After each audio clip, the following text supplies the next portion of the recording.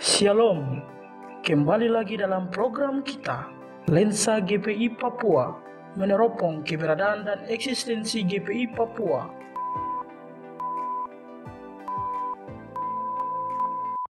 Shalom, salam kasih untuk kita semua. Jumpa lagi dengan kita dalam tayangan Lensa GPI Papua. Di saat ini, saya sudah bersama-sama dengan Ketua Klasis GPI Papua Sorong Manokwari, Pendeta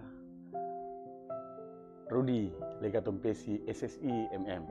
Selamat bakudapa lagi Bapak Rudi. Selamat bakudapa, Pak Cang. Bagaimana kabarnya? Hormat, puji Tuhan, baik. Luar biasa. Amin, amin. Kita akan lebih dalam lagi mengenal Pendeta Rudi Lekatumpesi yang sudah melalang buana di beberapa klasis di GPI Papua.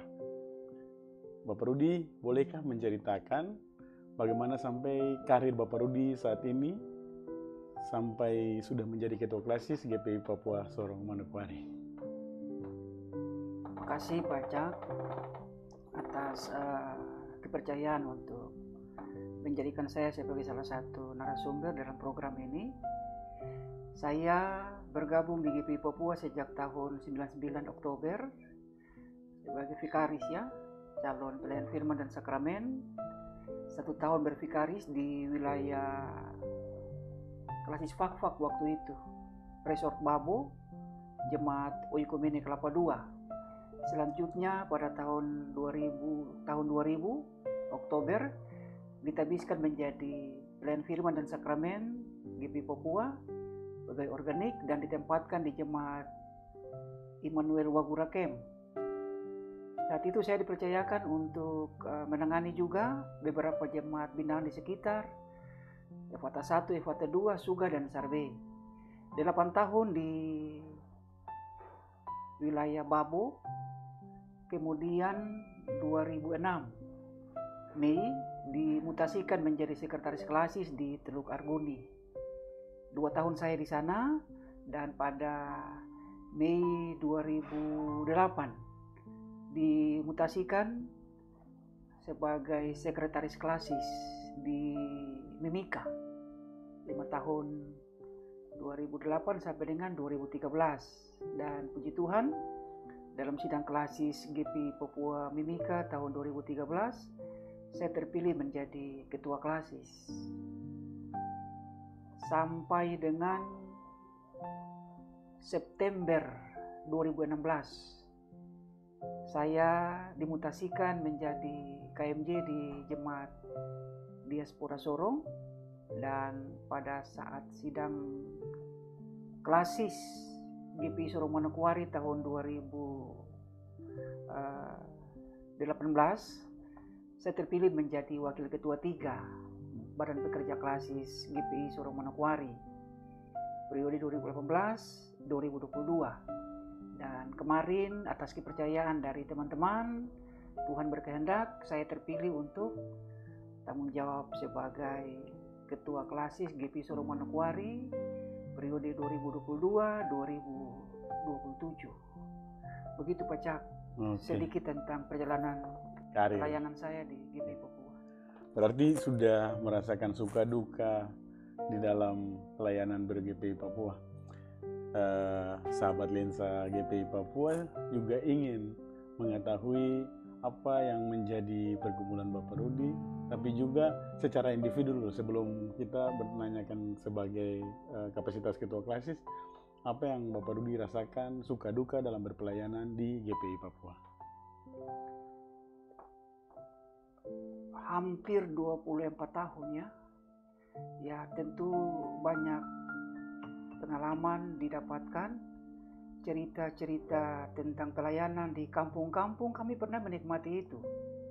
Menyeberangi sungai, masuk lumpur, hutan, laut, ombak dan seterusnya di wilayah Teluk Bintuni, Teluk Arguni, dan juga menikmati daerah Kotawi, wilayah Mimika, tapi juga di wilayah Sorong Manokwari. Sehingga kalau berbicara tentang dinamika pelayanan, kami pernah tugas dan hidup bersama di kampung-kampung, tapi juga di wilayah Kotawi. Nah, itu yang kami alami. Sehingga pengalaman ini cukup membantu kami memahami pergumulan gereja ini GPI Papua secara utuh, walaupun masih banyak kekurangan dalam pelayanan yang telah kami jalani bersama 23 tahun lebih, jelang 24 tahun di GPI Papua. Di GPI Papua Iya, 23 tahun, 24 tahun Iya, lah baru Oktober 24 tahun. Oktober ini sudah 24 tahun di GPI Papua. Nah sekarang Bapak Rudi sudah menjabat di Klasis Sorong Manokwari mulai dari Wakil Ketua 3 kemarin, dan sekarang diberi kepercayaan untuk menjadi Ketua Klasis GPI Papua Sorong Manokwari. Bapak Rudi, langsung saya ke inti pertanyaannya, bagaimana keadaan GPI Papua Sorong Manokwari, baik itu dalam relasi sesama di Klasis Sorong Manokwari, tapi juga terhadap dengan agama-agama, gereja-gereja yang lain, kehadiran GPI Papua di Klasis Sorong Manokwari. Yang pasti baca bahwa tiap klasis punya keunikan tersendiri. Kami di Sorong Manokwari ketika dalam persidangan klasis kemarin, teman-teman mempercayakan tanggung jawab ini kepada saya. Saya pun secara pribadi merasa belum mampu, tapi karena tanggung jawab kepercayaan itu berupaya untuk mengembangkannya sebaik mungkin. Strategi saya bersama teman-teman MPK bahwa ketika kami dilantik, kami berupaya untuk membangun komitmen bersama, melaksanakan keputusan-keputusan sidang klasis dalam penjabarannya di lingkup klasis maupun di jemaat-jemaat. Secara eksternal kami berupaya untuk membangun audiensi dengan pihak terkait seperti Kementerian Agama, Kota dan Kabupaten Sorong, tapi juga dengan unsur pemerintah. Pemerintah dalam hal ini pemerintah kota, pemerintah kabupaten, walaupun diakui bahwa di mata pemerintah mungkin kami GPI masih belum terlalu dekat. Karena itu misalnya di pemerintah kota Sorong, ketika kami sampaikan surat audiensi, belum disetujui sampai dengan hari ini. Kami belajar untuk memahami bahwa membangun sebuah kemitraan itu bukan hal yang mudah. Tapi sesungguhnya kami tetap berupaya secara internal memperkuat kapasitas kelembagaan di lingkup klasis kami. Sehingga sedikit demi sedikit kami berupaya untuk membuat pembenahan ke dalam, tapi juga membangun relasi dengan stakeholder terkait. Dan puji Tuhan, ya sedikit demi sedikit kami semakin dekat dengan pemerintah maupun lembaga-lembaga mitra lainnya yang ada di wilayah Sorong maupun di Manokwari. Seperti itu, Pak Cang. Oke, Bapak Rudi, kalau begitu langkah-langkah strategis dalam membangun relasi sosial dengan teman-teman pendeta-pendeta yang ada di Klasis Sorong Manokwari sendiri dari Bapak Rudi? Yang terpenting itu bagi saya secara pribadi merangkul teman-teman MPK, Majelis Jemaat, untuk membangun sebuah keutuhan pelayanan, menyatukan persepsi untuk membangun pelayanan di wilayah Sorong Manokwari. Dan memang semangat kebersamaan itu memang sudah ada sejak klasis ini berdiri pada 26 Agustus 2012 lalu. Sudah hampir 11 tahun ya. Agustus besok 11 tahun sudah terbangun secara internal ke dalam. Nah, kami pun harus berupaya lagi sehingga berupaya membangun kemitraan keluar dengan pemerintah, dengan DPRD, dengan gereja-gereja saudara, PGGP dan mitra lainnya.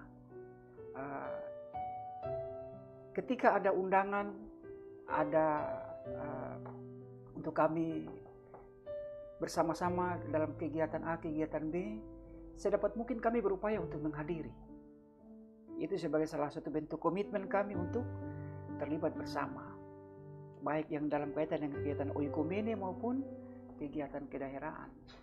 Nah, kami juga berupaya untuk mendorong teman-teman di Manokwari yang sekarang sudah menjadi bakal klasis, supaya ada majelis bakal klasis di sana. Teman-teman majelis jemaat berupaya juga membangun penguatan kapasitas kelembagaan secara internal, tapi juga membangun relasi. Dan memang puji Tuhan, untuk kami di wilayah klasis Sorong Manokwari beberapa tahun terakhir ini ya berjalan dengan baik. Kami bermitra dengan pemerintah daerah, tapi juga dengan DPRD kabupaten kota maupun provinsi. Itu terbukti bahwa beberapa infrastruktur pelayanan seperti gedung gereja, pastori, dan kegiatan-kegiatan non fisik lainnya, kegiatan-kegiatan pembinaan mental spiritual termasuk dalam kaitan dengan kependetaan maupun majelis jemaat, banyak dukungan dari pemerintah daerah melalui dana-dana hibah yang kami terima dalam kerjasama dengan pihak terkait seperti anggota DPR Provinsi Papua Barat maupun yang ada di kabupaten kota di wilayah Papua Barat, di mana Klasis Sorong Manokwari ini terlibat bersama. Oke, terima kasih Pak Rudi. Baru-baru ini Klasis Sorong Manokwari menjadi tuan rumah untuk satu kegiatan sinodal diklat kepejabat pertama tahun ini. Bagaimana perasaan Bapak Rudi? Saya juga menjadi bagian yang mengalami diklat ini. Saya melihat termasuk sangat berhasil. Apa yang menjadi pandangan Bapak Rudi untuk kegiatan ini? Makasih Pak Cak. Memang ini tantangan awal kepemimpinan kami Majelis Bekerja Klasis periode 2022-2027. Setelah kami dilantik, kami pun mulai bekerja mempersiapkan kepanitiaan. Dan pada tanggal 12 Maret MPS melantik kepanitiaan.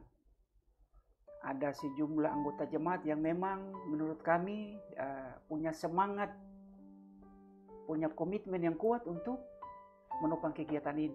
Kami lakukan pendekatan, dan puji Tuhan, dengan campur tangan Tuhan, kerja keras dari teman-teman panitia, dukungan dari majelis pekerja klasis, dari majelis jemaat dan anggota jemaat, maka kegiatan ini boleh terlaksana dengan baik di hari kemarin ya, tanggal 24 sampai dengan tanggal 28. Sebetulnya itu adalah keberhasilan kita bersama, keluarga besar GPI Papua secara umum dan pelayan dan umat yang ada di Klasis Sorong Manokwari. Banyak kekurangannya, tapi sesungguhnya kami bersyukur tujuan yang hendak dicapai oleh MPS lewat tournya itu bisa tercapai. Itu yang menjadi sebuah rasa syukur kami kepada Tuhan, bahwa kami bisa melakukan yang terbaik untuk Tuhan walaupun masih banyak kurang-kurang. Baru bulan Maret dilantik Bapak Rudi ya? Iya, memang bulan Maret ya, waktu yang sangat sekali. kurang lebih 4 bulan. Apalagi kalau keputusan sidang sinode kan Pak Cak, sidang sinode di Merauke kemarin kan untuk diklat ini kan ada 2 titik. Iya. Wilayah Papua Barat itu terpusat di Kota Sorong, sedangkan wilayah Papua waktu itu masih induknya Papua itu di Jayapura. Tapi ketika tornya turun, diarahkan oleh MPS untuk kami juga bisa sama-sama dengan teman-teman di wilayah Papua. Itu berarti secara sinodal. Iya. Nah itu berarti tanggung jawabnya 2 kali lipat. Tapi sesungguhnya teman-teman MPK, teman-teman pendeta, teman-teman majelis jemaat dan panitia, kami siap untuk menyelenggarakan kegiatan ini dengan potensi daya dan dana yang ada pada kami. Ya puji Tuhan, panitia punya potensi yang luar biasa sehingga bisa membangun kemitraan dengan pemerintah daerah. Kami mendapat dukungan dana support dari sejumlah pihak, khususnya pemerintah Kabupaten Sorong. Pada kesempatan ini juga saya atas nama keluarga besar Klasis Sorong Manokwari bersama dengan panitia menyampaikan apresiasi penghargaan yang tulus kepada pemerintah Kabupaten Sorong yang telah memberikan support bagi kami secara finansial. Juga MPS sebagai penanggung jawab kegiatan ini, dan tentu teman-teman peserta. Pacak pada awalnya itu yang daftar itu hanya 1-2 orang. Saya bilang bagaimana ini bisa? Kita sudah siap sekian orang, 60 orang target kami. Tapi yang daftar hanya 1 orang, 2 orang, bahkan ada klasis yang 2 minggu menjelang hari H belum mendaftarkan pesertanya. Ya kami bagaimana ya? Terpaksa kami sampaikan kepada teman-teman, silakanlah melalui MPS. Maka surat berikut muncul lagi. Ada penambahan peserta walaupun bukan dari unsur MPK, dari jemaat-jemaat. Nah itu sebuah kebanggaan bagi kami bahwa persiapan kami betul-betul disambut oleh semua klasis yang ada di wilayah GPI Papua. Bahkan dari 60 kurang lebih kemarin itu 80 orang lebih yang hadir di sini mewakili klasis-klasis. Benar.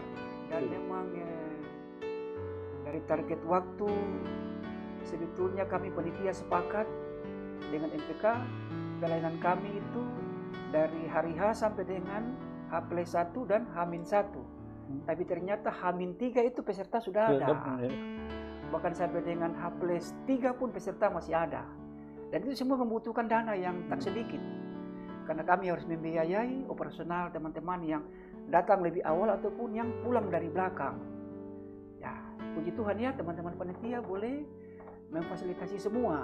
Sehingga dalam kurang-kurang sekalipun kami berupaya untuk menjadi tuan dan nyonya rumah yang baik. Walaupun masih ada banyak yang perlu dibenahi. Pacak seperti itu. Oke, ini kegiatan ini bukan kegiatan terakhir di kepengurusan MPS ini. Tahun 2027 ini tugas tanggung jawab besar juga melaksanakan sidang sinode kalau tidak salah di Klasis Sorong Manokwari. Bapak Rudi sudah ada punya planning-planning ke depan? Pacak yang pasti bahwa untuk tahun ini nanti Oktober juga kami punya kegiatan sinodal yang terpusat di Sorong Manokwari. Pemuda. Diklat Pemuda GPI Papua yang nantinya kami setting di Manokwari.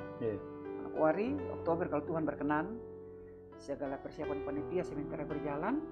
Kemudian 2025 itu pesta anak. Pesta anak di wilayah Sorong Manokwari. Sedangkan 2027 ini yang memang kita punya pesta iman terbesar di GPI Papua. Akbar memang. Ini memang sebuah pekerjaan rumah yang sangat berat. Kami MPK merasa bahwa kami sebetulnya belum mampu. Tapi karena ini sebuah panggilan pelayanan, keputusan sinodal, kami akan berupaya untuk menghimpun semua potensi daya dan dana yang ada di klasis ini. Kami akan berupaya membentuk kepanitiaan dengan merangkul semua potensi yang ada, anggota-anggota jemaat yang terbaik. Kami akan merangkul dan mengusulkan ke sinode untuk pengesahan kepanitiaan sidang sinode GPI Papua 2027 nanti. Di samping itu, gereja harus bermitra dengan pemerintah dan DPRD, karena memang secara internal kalau kami mengupayakan dana ke dalamnya agak susah pecah, susah sekali karena kami punya potensi terbatas, sumber daya terbatas, umat juga punya kebutuhan yang luar biasa banyak, sehingga mau tidak mau kami harus bergerak keluar. Dengan kemitraan-kemitraan yang sudah terjalin, kami akan berupaya meningkatkannya supaya pesta iman GPI Papua 2027 ini ya mudah-mudahan kami bisa menjadi tuan dan nyonya rumah yang baik. Seperti itu Pak Cak. Dari pembicaraan Bapak Rudi tentang bagaimana iman saja membentuk dan mengarahkan perjalanan teman-teman MPK di Klasis GPI Papua Sorong Manokwari, yang paling terakhir mungkin pesan dan harapan Bapak Rudi untuk kita semua yang ada di GPI Papua. Kami Majelis Pekerja Klasis berupaya untuk membuat yang terbaik bagi klasis kami sesuai dengan amanat yang Tuhan percayakan lewat umat dalam pemilihan di sidang klasis kemarin. Walaupun kami menyadari bahwa banyak hal perlu kami benahi secara internal, penguatan kapasitas kelembagaan, dan kami akan terus dan harus terus belajar untuk berbenah diri, mengembangkan potensi. Dan kami memang membutuhkan dukungan dari jemaat-jemaat dan semua unsur yang ada untuk bersama bergerak menata klasis ini ke depan. Memang Sorong Manokwari dalam peta pelayanan di wilayah Kepala Burung ini, kami masih tergolong gereja yang belum terlalu besar. Baru 10 jemaat, 7 di wilayah Sorong Raya, 3 di wilayah Manokwari Raya, dan 1 pos pelayanan ada di Manokwari juga. Jika Tuhan berkenan, September nanti kami akan mengusulkan kepada Sinode MPS untuk meresmikan pos pelayanan GPI Papua Kiribor Akinting di markas Yonif 761 Warmare, Manokwari. Nah, kami harapkan dengan 11 jemaat yang nantinya akan menjadi jemaat mandiri ini, kita semakin berupaya untuk mengembangkan pelayanan lebih luas lagi, khusus bagi kepentingan pelayanan internal ke dalam umat. Seperti itu Pak Cak yang dapat saya sampaikan. Oke, terima kasih. Secara khusus boleh sampaikan harapan kepada kita semua yang ada di sini, tapi juga warga GPI Papua, Pak Rudi. Pak Cak, Bapak Ibu, keluarga besar GPI Papua, 23 tahun lebih saya bekerja di GPI Papua. 2 kata saja Pak Cak, yang selalu diajarkan oleh orang tua saya, dan saya ajarkan kepada anak cucu saya: setia dan jujur bekerja di gereja ini. Maka banyak kemudahan, banyak tanda heran, banyak berkat akan kita rasakan. Termasuk saya memberikan kesaksian dalam kegiatan diklat kemarin itu memang hanya dengan ketulusan hati, jalan terbuka, panitia bekerja, jemaat bekerja, semua tupangan datang, sehingga banyak kemudahan yang kami rasakan. Itu mungkin hal yang menjadi pedoman dalam kehidupan bergereja secara pribadi. Walaupun tantangan pelayanan itu berat, ke depan tugas-tugas kita semakin berat, tapi sesungguhnya dengan penyerahan diri, dengan kesetiaan dan kejujuran, maka dengan demikian kita bisa mengelola semuanya dengan baik atas perkenan Roh Kudus. Secara pribadi saya punya keterbatasan banyak, teman-teman MPK juga, baik di wilayah Sorong maupun Manokwari, teman-teman majelis, umat, kami punya plus minus. Dengan semua yang ada, kami berupaya untuk mengembangkan pelayanan ke arah yang semakin lebih baik. Kami harapkan melalui pelayanan, orang mengenal GPI Papua. Jadi bukan karena ketua klasisnya suka bicara di media atau ini itu, tapi yang saya harapkan itu melalui pelayanan orang mengenal GPI Papua. Pelayanan yang terbaik itu di jemaat-jemaat, orang mengenal GPI Papua. Itu harapan.